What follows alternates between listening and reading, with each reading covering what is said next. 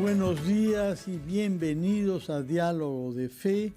En esta oportunidad vamos a conversar vía Zoom con el señor Carlos Castillo, que naturalmente un día como hoy están ocupado porque se trata de la preparación de la Nochebuena y de una de las fiestas más populares, más importantes del calendario católico. Monseñor Carlos Castillo, muy buenos días. Qué gusto encontrarte también en este día tan importante para toda la Iglesia y para toda la humanidad en realidad, porque como el Señor vino para todos, todos estamos llamados a volver a las fuentes, y las fuentes están siempre en el margen, ¿no? Como nació el Señor. La misa hoy en la catedral que usted va a celebrar se llevará a cabo a las 7 de la noche. Ya no es como antes, la famosa misa de gallo, que era a las 12 de la noche. Así es, tratamos de hacerla temprano para que la gente, como quiere reunirse con sus familias, pueda hacerlo tranquilamente. Haciendo la misa a las 7, hay tiempo para preparar la cena y salir tranquilos o reunirse como familia e ir a visitarse, ¿no? Mutuamente. De acuerdo.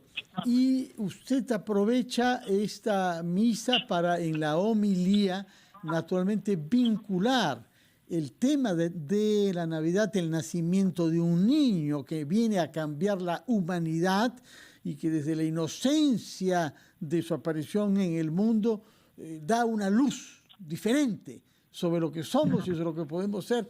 Usted quiere vincular esto naturalmente con los días de violencia, de muerte que hemos vivido en el Perú. Sí, Fernando. El punto esencial que debemos celebrar esta vez es nuestros lazos con las periferias y el modo de tratarnos especialmente con aquellos que están lejos, que son como el niño Jesús que nace en el margen y que sufre, en el caso concreto, con todas las víctimas que, quiera ser o no, son nuestros, son hijos nuestros, y necesitamos hermanar a un país que ha concebido quizás que por un sistema, por una estructura marginalizadora que ciertamente ha existido con el problema del centralismo, que los esfuerzos hechos por salir de ese margen y esa situación de postración puedan resolverse, porque necesitamos reparar esa herida nacional. Una Navidad es para dejarnos interpelar, como dice el Papa hoy día en un discurso que ha hecho a la curia, para dejarnos convertir por el Señor. Y la conversión es un proceso real de desarrollar todo el bien posible para que las situaciones no lleguen nunca a un extremo. Yo creo que estamos en una situación de extremo, en donde también en medio de la desesperación real, debido primero a la pandemia, luego a la situación de crisis social y alimentaria que empezamos a vivir, los sectores más marginados necesitan atención, y además se necesita hacerlo fluidamente y responsablemente. La enorme interpelación que nos hacen los pequeños, los jóvenes, los pobres, las víctimas, es una interpelación que nos hace bien a todos, nos hace bien para modificar nuestros caprichos, nuestras ambiciones, nuestro modo de proceder, nuestras expresiones violentas, a veces de desprecio, de agresión, que existen en todos nosotros de una u otra forma, en algunos más que en otros, pero es preciso que tengamos la capacidad de abrir nuestro corazón a este niño que está representado hoy día por los niños en el margen, es decir, por todas las personas que sufren. De acuerdo. El niño Jesús no es solamente el de hace 20 siglos. El niño Jesús está naciendo permanentemente, interpelándonos permanentemente para renacer a una forma de vivir distinta. Monseñor, el texto del Evangelio de Lucas que se va a leer hoy llama la atención porque es muy preciso en algunas referencias históricas. Habla del emperador romano de la época, César Augusto. Habla del gobernador de Siria, del cual aparentemente dependía el territorio de Israel, es decir, bajo cuya jurisdicción vivía Jesús como un ciudadano sometido al imperio romano.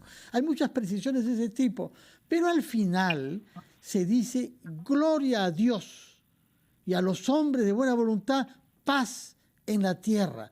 Gloria a Dios y paz a los hombres, ¿no? Dos cosas diferentes destinadas a dos realidades diferentes, pero el énfasis de lo que este niño y de su luz traerá es paz a los hombres de buena voluntad. Explíquenos eso, por favor. La gloria que se exalta a Dios por la grandeza de su amor, se manifiesta solamente cuando ese amor se vive en la historia. Y no hay nada más claro para la historia que una historia en donde se vive lo que se vive en el reino de Dios, se vive en la tierra, ¿no? Lo decimos en el Padre Nuestro, ¿no? Padre nuestro que estás en el cielo, venga tu reino, hágase tu voluntad. Y esa voluntad más grande es la de la paz, no como una especie de ausencia de guerra, no solamente como una especie de paz de tranquilidad como la paz de los cementerios, sino es la paz que se construye con el esfuerzo de acordar relaciones nuevas, de ejercer un tipo de promoción del bien que supere la situación trágica que vivimos. Hay personas que piensan que esa situación trágica se va a superar azuzando las contradicciones. Y hay personas que, sin tener esa ideología, simultáneamente dan la impresión de tener paz, pero en el fondo están construyendo para sí mismos.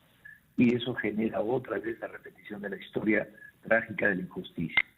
La paz verdadera conversa, acuerda y reconoce el aspecto interesante del otro. Por eso el diálogo es importante, porque todos podemos tener parte de razón. Claro. Te lo digo porque hemos tenido una conversación con los dirigentes de varias instituciones distintas, inclusive algunas discrepantes, el día lunes en la noche.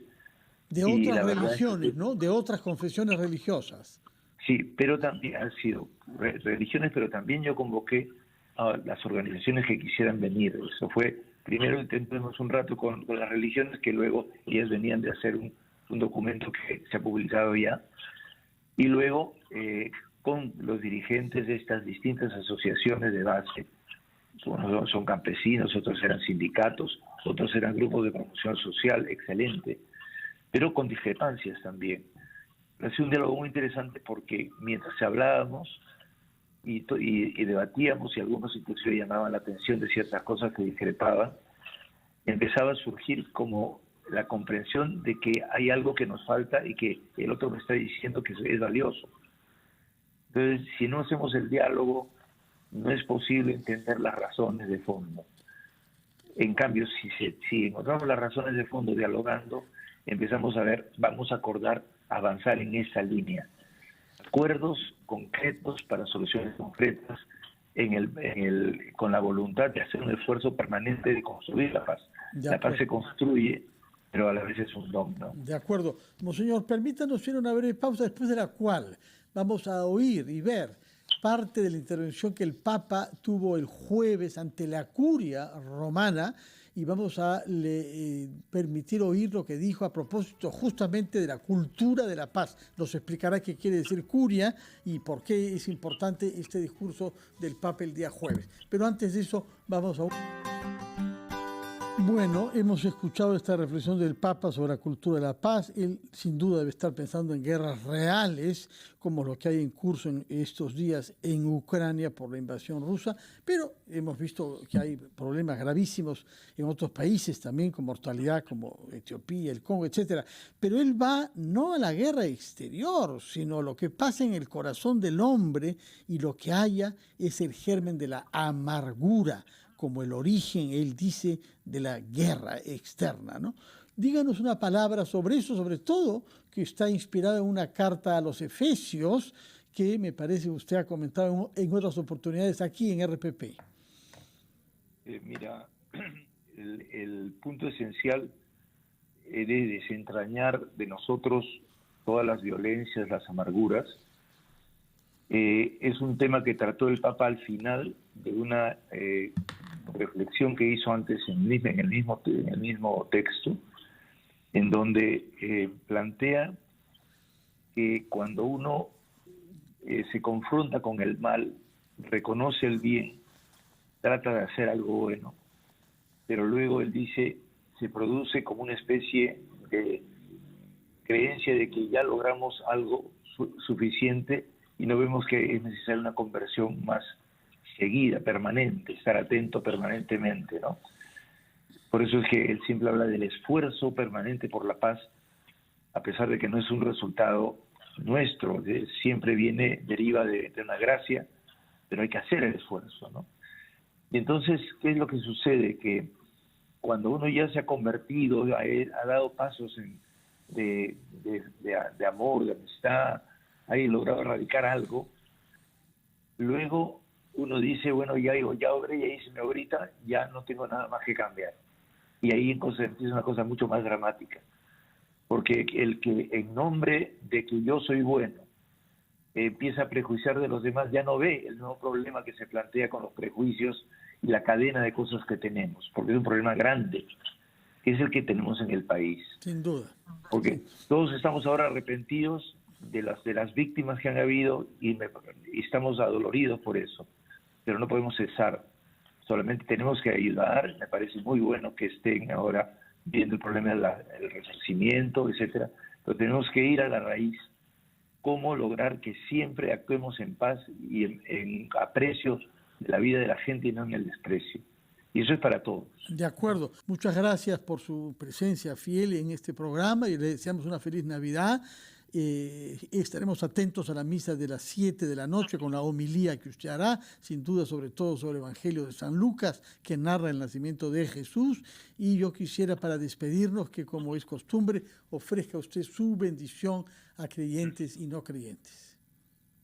Invito también el día de mañana a las 11, va a ser televisada también la misa de las 11 de la mañana domingo, de la Navidad también. Ya. Padre bueno, bendice a nuestro pueblo en esta Navidad, que esta noche sea una noche santa, en donde nos hermanemos, nos pidamos perdón y renovemos nuestra capacidad de abrirnos permanentemente a tu llamado y al llamado que haces a través de esta historia, de las víctimas y los que sufren en esa historia. Y la bendición de Dios Todopoderoso, Padre, Hijo y Espíritu Santo, descienda sobre ustedes, les otorgue la capacidad de vivir en paz y hacer la paz, y nos dé paz a todos. Gloria a Dios en el cielo y paz a los hombres que ama el Señor. Amén.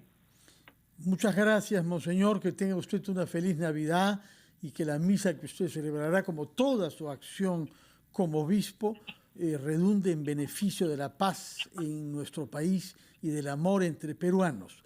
Muchas gracias y muy buenos días, Monseñor Carlos Castillo, arzobispo de Lima. Ha sido Diálogos de Fe, programa de